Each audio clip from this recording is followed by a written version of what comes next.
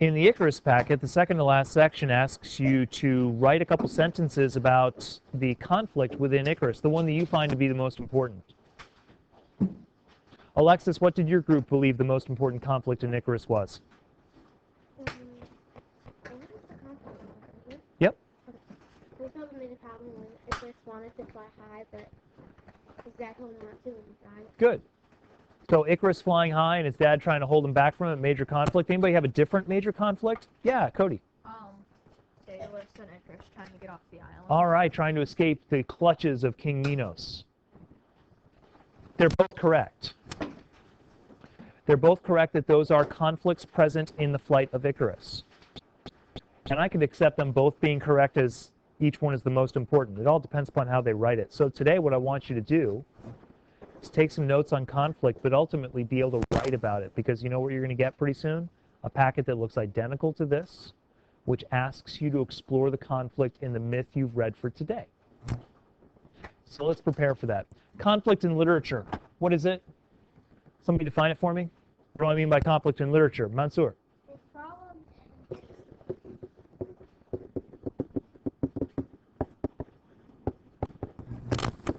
He is right, but I want more to the definition. What else can we say about conflict? Cody. Two opposing forces. Two opposing forces. I like that.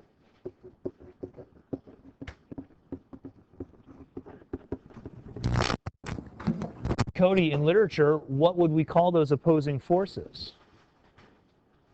Or things, or people?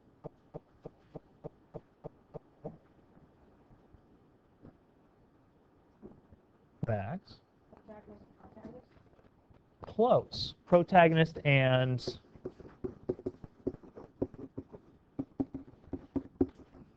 Max has started. Anybody help? Antagonist. Thank you.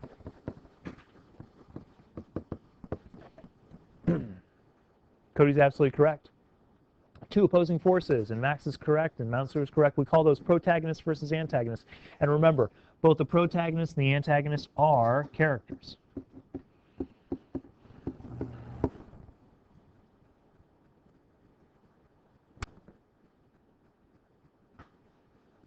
We can divide categories into, or conflicts into a number of different categories. Take a look in the instructions for the packet in that section. What's one way we can divide conflict? Maya, what are the two categories?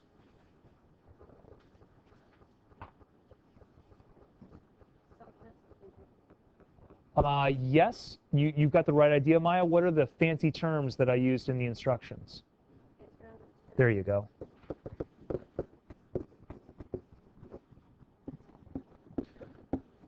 Conflicts are internal, and conflicts are external. Not quite sure we know what that means yet, but don't worry, we'll get to it.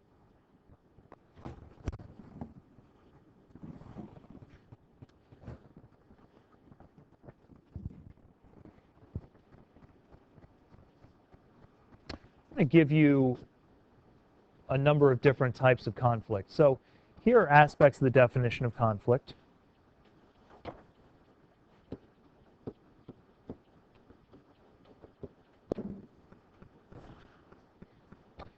That probably doesn't ring a bell with anybody, right? Not been taught this before?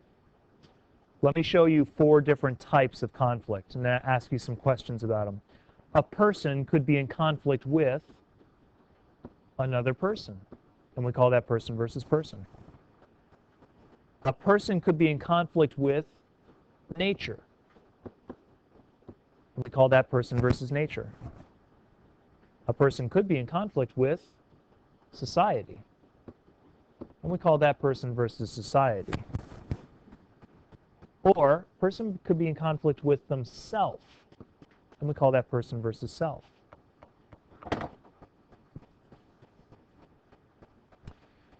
If you're experiencing a person versus person conflict, you are experiencing a personal conflict. If you're experiencing a person versus nature conflict, you're experiencing an environmental conflict. Anybody know what the adjective form of society is? If you're experiencing a person versus society conflict, you're experiencing a... Thank you, Cody. a social conflict.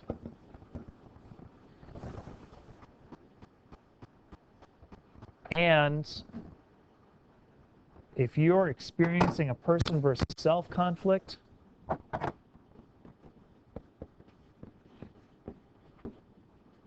you're experiencing an internal conflict. So I haven't really told you, but take a look at the board and see if you can answer this question. How many internal conflicts are there? I've given you 4, right? How many internal conflicts are there, Max? I've given you 4 conflicts here. How many of those are internal? Which one? That's right. Person versus self is an internal conflict. The rest of these are external conflicts. Max, can you then tell me what the definition between external and internal conflicts is? External is predicted like person versus somebody else outside of them. That's it. I hope everybody heard that definition because it's awesome. External is the character versus something outside of themselves, the environment, society, another person. Internal is the character versus themselves.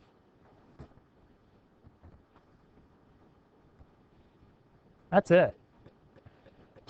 That's pretty much everything you need to know about conflict, except how to write about it.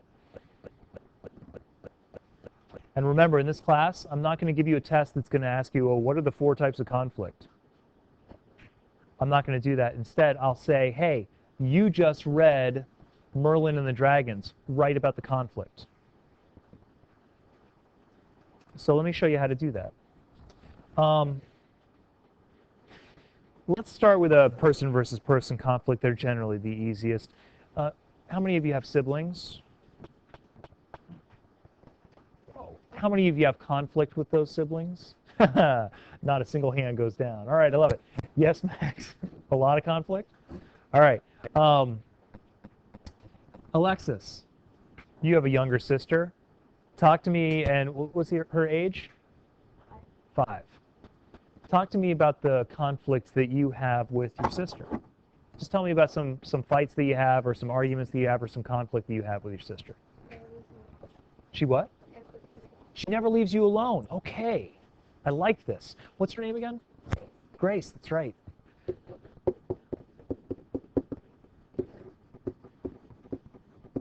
Alexis versus Grace, grudge match. Okay. Alexis says she never leaves me alone. What does Alexis want? Space.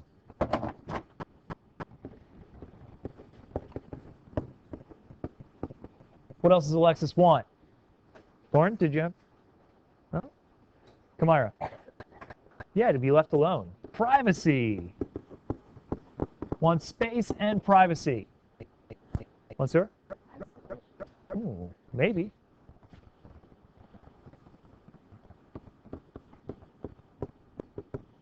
You know what?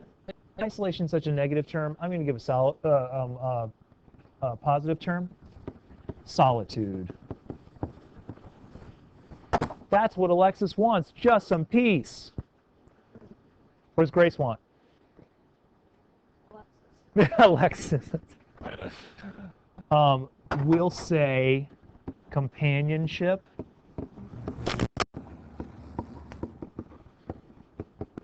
With Alexis. That's what she wants. Why is there a conflict? Aisha. Thank you. They can't both have what they want. You want a really fancy term? Of course you do.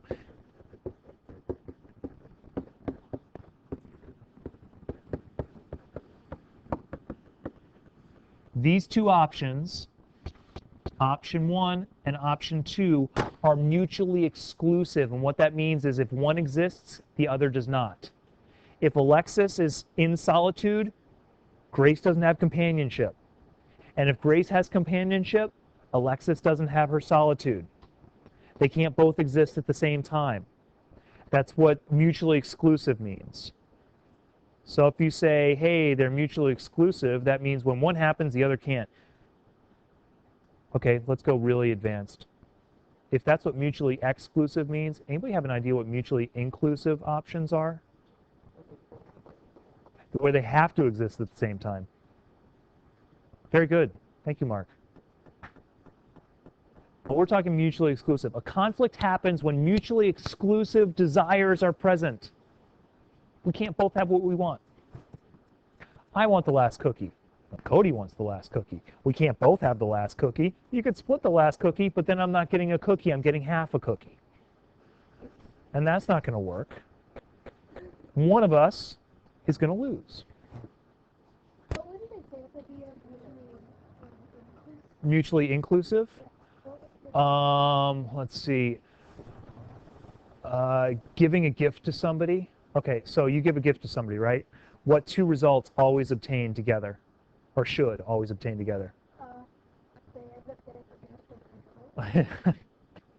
Oh, that's so negative.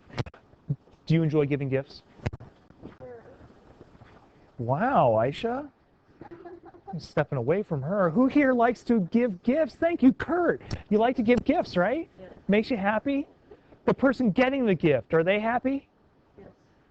Every time you give a gift, you're happy and the other person is happy. Mutually inclusive, except for cold-hearted people. You should be happy when you give a gift. Aisha, I'm sure you're just putting me on. You're a very warm person, I know. Mutually inclusive means if one outcome happens, the other one's always going to happen at the same time, right? They include each other. That means they come together, they come as a package deal. Mutually exclusive means they can never come as a package deal. You can't have both at the same time.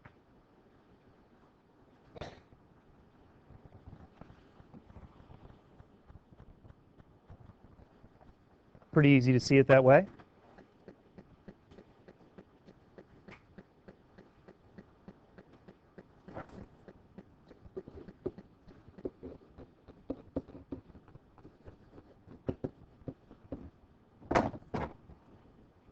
What does Daedalus want? Haley, what does Daedalus want?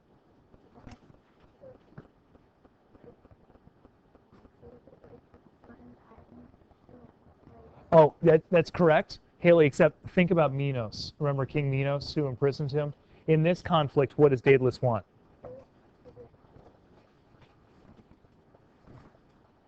The island, right? Yeah, at the tower and the island. So he wants freedom, correct? Freedom. Bryce, what does Minos want?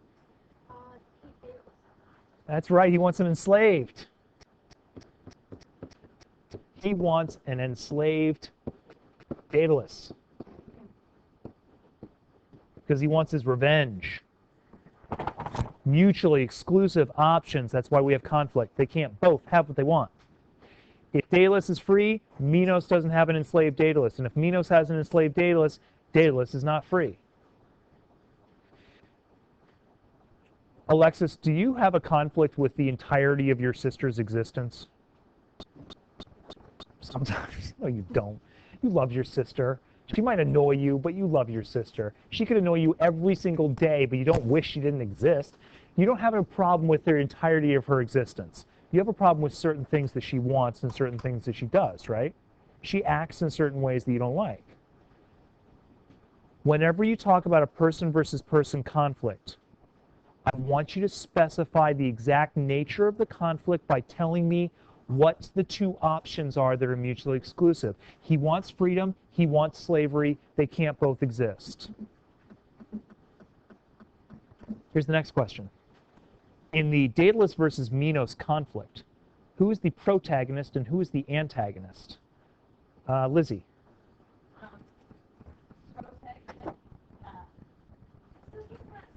Daedalus. There you go. I would agree with you. Why?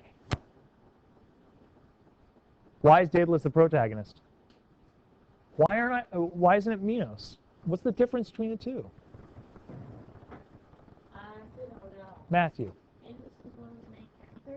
Oh, that's true. So we don't really learn a lot about Minos. So that's one reason we never hear. But what if we hear an equal amount about Minos? Bryce. Minos wants something to happen to Daedalus, but Daedalus doesn't want anything to happen to Minos. Okay. Okay. So you're saying that Daedalus's intentions are kinder, nicer? Did you have an idea, Mansour? Can you repeat the question? Yeah, Lizzie has identified Daedalus as the protagonist, and I'd say yes, she's correct. But I'm asking why. We all know that answer, but I don't care about knowing the answer. I care about why the answer is correct. Because he didn't really do anything wrong. I don't know. Depends upon your perspective, doesn't it? He built a faulty labyrinth that allowed Theseus to escape.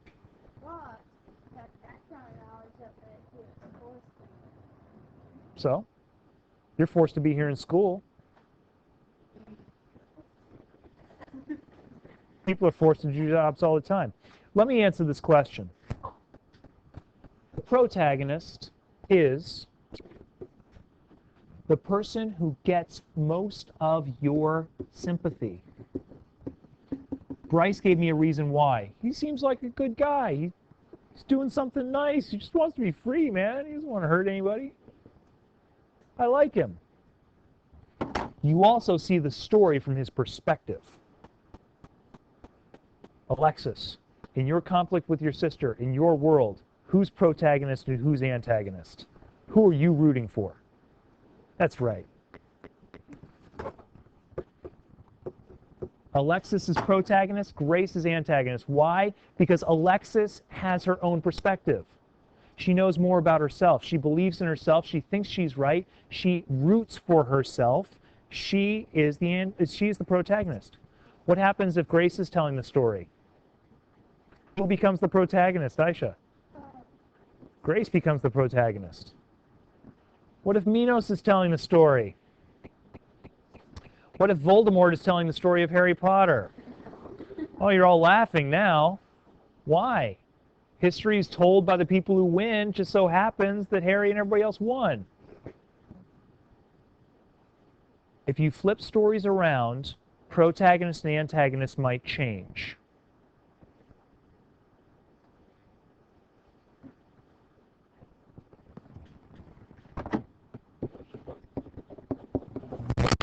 Give me a person versus nature conflict.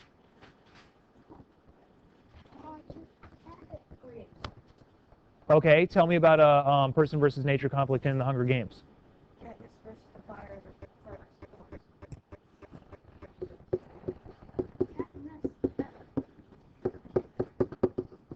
Okay. We're going to agree that Katniss is our protagonist, right? Yeah. We're not rooting for the fire.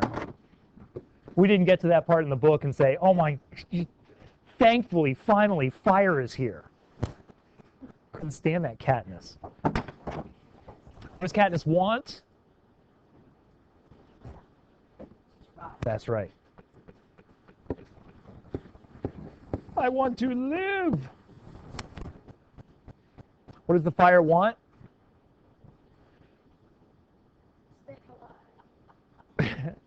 It's a trick question. What does the fire want? It's a trick question. What does the fire want? It doesn't want anything. It's fire. Thank you very much. There's no fire demon. We're not in Adventure Time here. There's no fire that's alive. All right? Fire doesn't want anything. Fire just burns.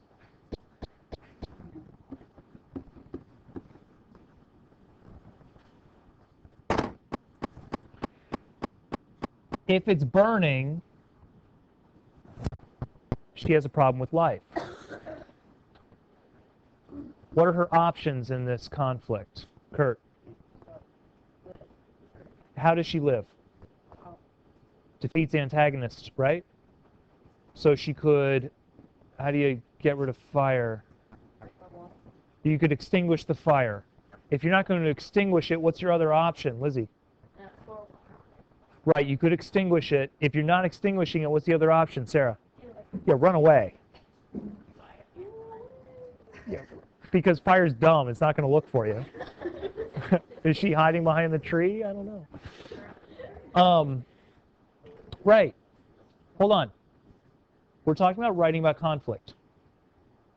When you write about a person versus nature conflict, an environmental conflict, you talk about what the environmental conditions are. Fire is burning, out of control. It will continue to burn and consume. Katniss would like to live.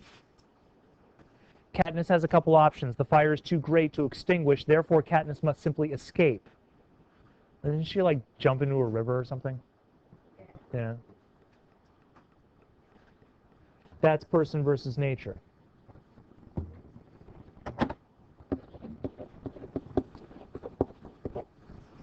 Oh, these are easy. Mansoor, you have an idea? Not bad. But you know what? I have such a better example that I'm going to pass your Diary of a Wimpy Kid example, and maybe we'll come to it secondarily. Do you folks have any problems with the rules in this school? Did you write anything yesterday? I haven't read journal entries yet. Lizzie? Kurt? Something about the rules in the school you don't like. You have to pay for lunch. Kurt versus society. What does Kurt want? Free food. He wants food. Okay, he wants free food. That's true. And you could say also that Kurt wants to keep his money, so he wants wealth. We're not quite sure which of these two he wants. He might want both. He wants lots of money and he wants free food. Okay. What's the rule of society that he's in conflict with? Mark. Yeah, pay for what you get.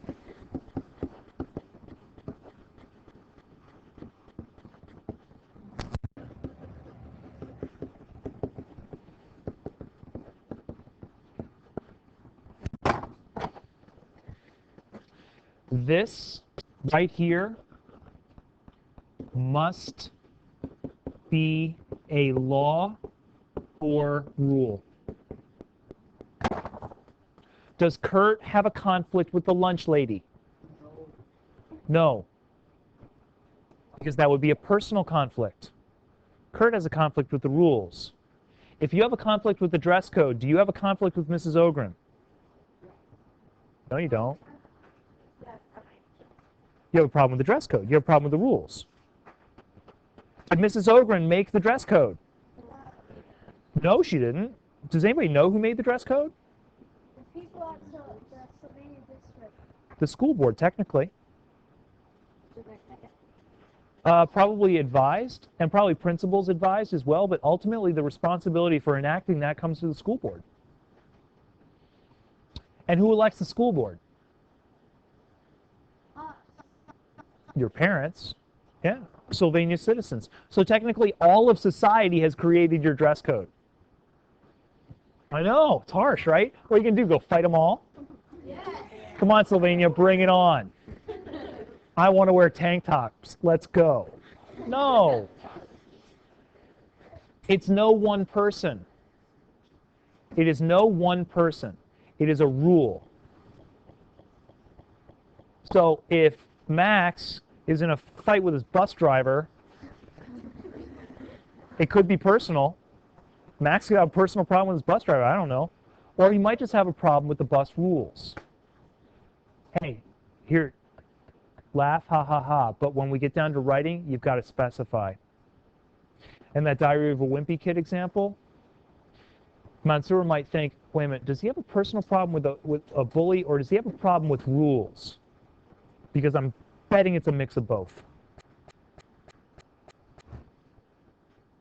In the Kurt example, who's protagonist and who's antagonist? You're protagonist? The guy that wants to pay for nothing and let other people pay his way for him? You're the protagonist? Not in my world, buddy. Because you know who ends up paying for you, Kurt? Me. That's who ends up paying for you. You are not my hero.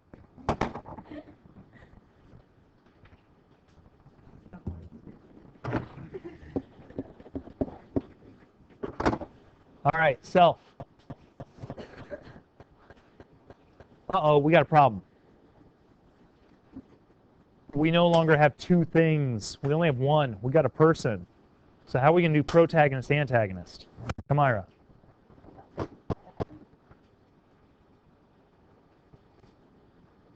It's okay, we'll let you think about it. Kim? Two different sides of what? Not the conflict. That's right, you've got two sides. People are complicated. So, who here wakes up with an alarm in the morning? Who here likes to wake up with an alarm in the morning? That's nice, nice. All right, hands up if you wake up to an alarm and you don't like it. All right, Kim, since you started this off, we'll talk about you. We've got Kim. Kim's waking up to an alarm in the morning. What time? 6 or 6:30. How did it feel on that first day back to school, waking up at that time? Yeah, 'cause my dad had to yell at me. Yeah. I've gone through that.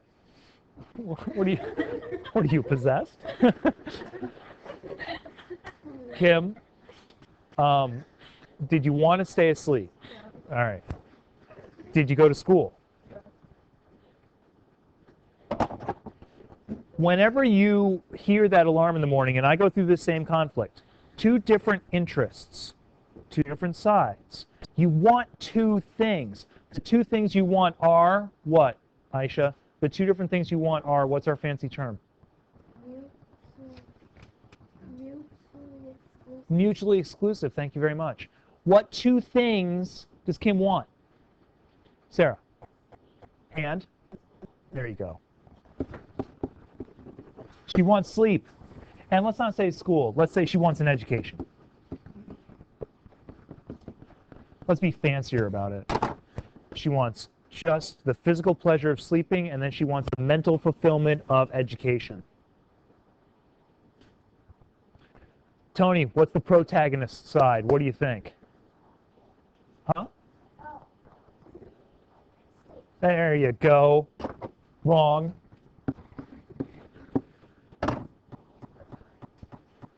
Tony, you come to school every day.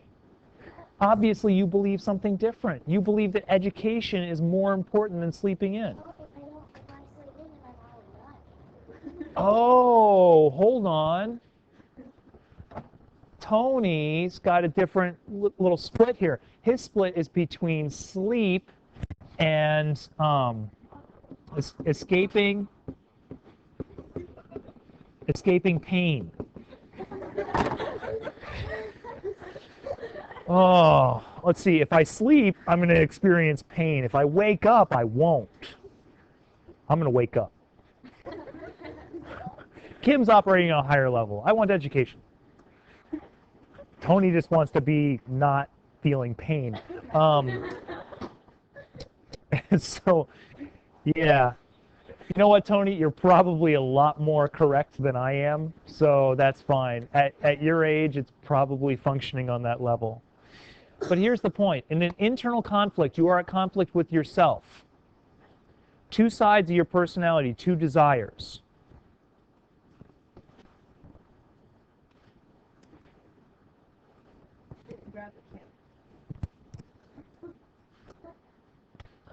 It's all right.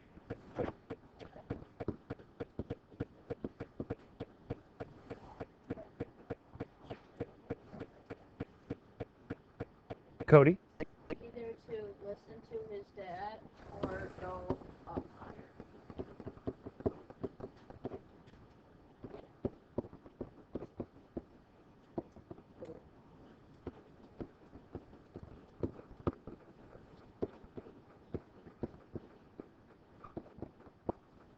Yeah? You think? Cody, what's protagonist? Being dutiful. No. How do we know that's antagonist?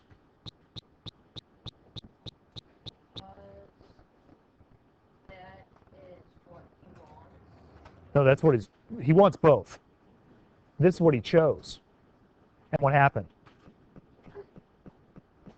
Max? That's right. We know that that side of him is the antagonist because when he chooses it, he dies. What did you write for the moral of the story? Yeah. Listen to your parents. So could it be that the moral is based on that internal conflict? Yep. I need you paying attention to these sorts of ideas and notes when you're writing about conflict the next time. If you look at what you wrote for the last time, I don't want you making corrections, but if you think, oh, now I see what he wants and I can improve this Icarus thing, great. Do it for the next one. And that being said, we should shift to the next myth. So you can put your notes away. Leave your packet around, please.